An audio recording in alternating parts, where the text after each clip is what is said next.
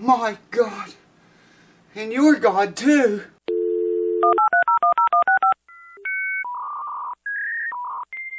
Alright, welcome back folks to the show. Let me get my spectacles on. I can't see a thing without them. This video is going to be about just a short kind of a tip-like video for acoustic guitar players. You ever been playing your acoustic guitar, have it tuned up, jamming along, everything's going along fine, and all of a sudden you hear something similar to this. And one string is floppy loose on it. You got to crank him way back up again and get it back in tune. You know what's happening when that happens? Well, I got a bridge pin, black of all colors. I wish it was white, you could probably see it better. What's happening there is that, if I could show you this, your string is getting caught on the end of the bridge pin, just like this. Yeah, I think you can see that. The ball end of the string catches on the very end of the bridge pin. It happens a lot, man. It's happened to me a bunch of times over the years. And it might hold that way for a long time, but you know, the wood moves, changes, and the everything about an acoustic guitar is constantly changing. Maybe here's you a better shot. Yeah, here's what I'm talking about. The string ball catching right on the very end of the pin there. You see what I'm talking about? Okay? And with everything changing, eventually that sometimes, or almost always, lets go, and the ball comes up here to the head of the pin the way it's supposed to do. And that noise that you're hearing, that loud pop thumping noise, is the ball end of that string. Here's what it should look like.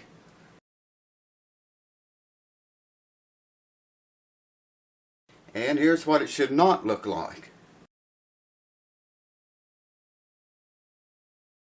So I'm going to show you what I do with all of my bridge pins. I'm going to bring you over here closer. I'll just go ahead and stick this in there now. And I'll bring you over here closer. And I'm going to show you a very effective way to solve that from ever happening again. When that happens, that string, bam, up into your bridge plate, and it's doing great damage to it, folks. Every time you hear that happen, you can bet your bridge plate has got a big dent in it, or a chunk knocked out of it, or split or busted. Something bad can happen if that happens enough times.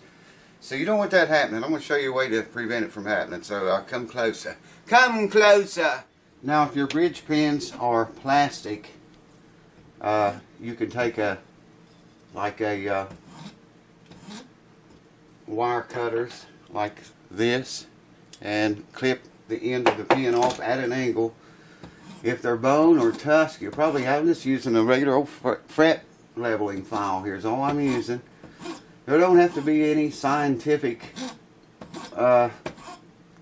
angle or anything. You know, you don't want to take a whole lot of your bridge pin away, but you do want to have an angle on it so that ball will not stick there.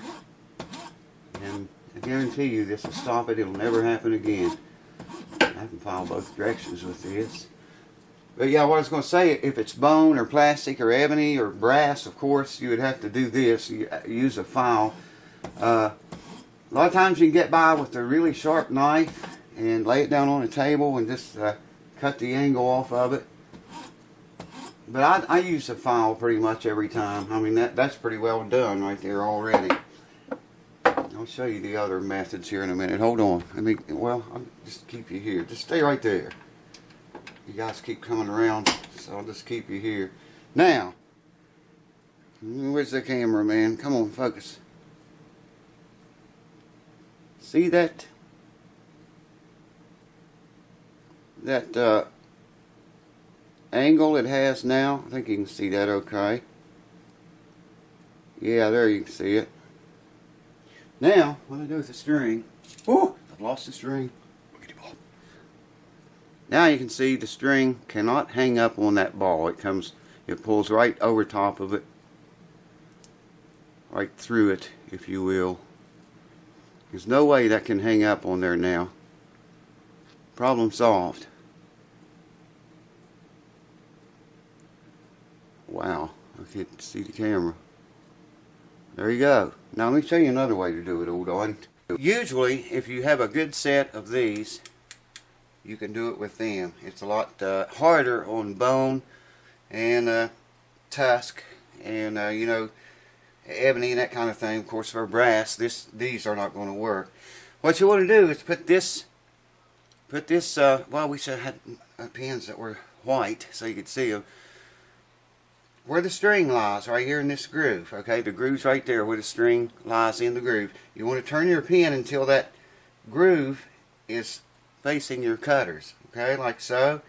Get as much of an angle on it as you can, like so, and clip it rather quickly. I mean, don't try to do it slow, but cut it very fast like that.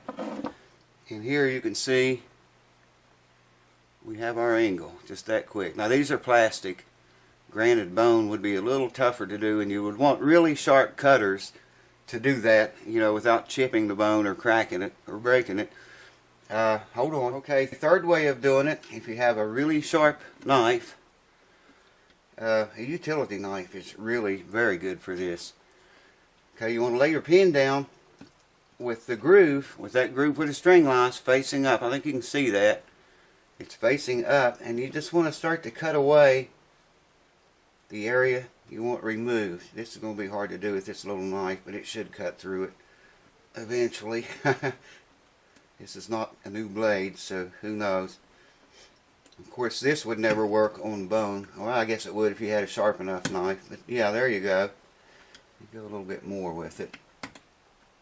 It's probably better just to remove a little bit at a time rather than trying to remove it all at once, the entire amount you want shaved.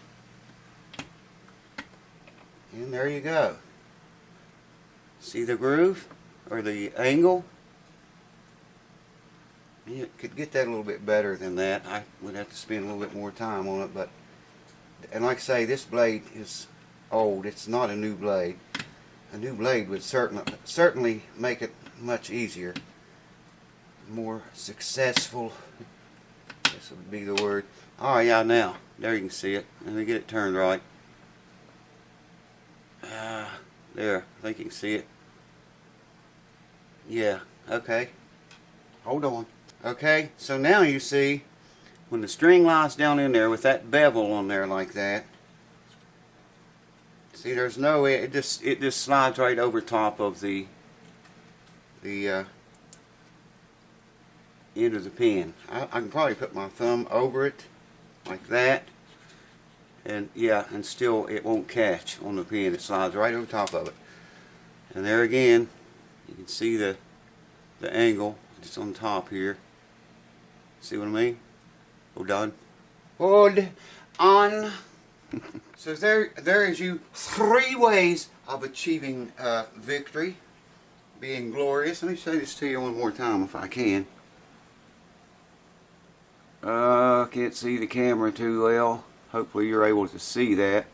The angle on the end of the pin I'm talking about. Now I prefer using a file. Like I say, you can use a regular old fret file.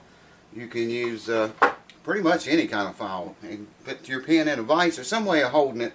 Use vice grips if you have to. Clip the pin in it and lay your vice grips down and hold the vice grips in the file.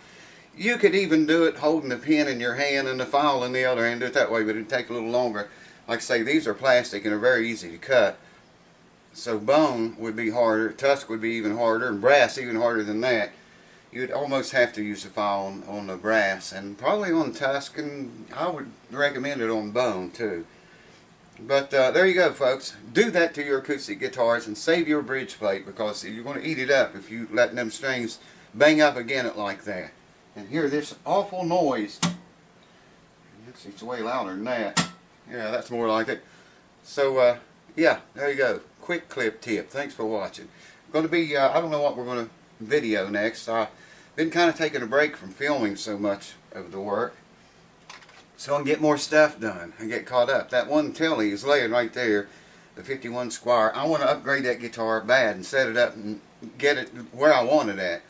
So that's probably going to be coming pretty soon. We're going to put that Seymour Duncan preamp thing, make the pickups active in it. Still got to do that.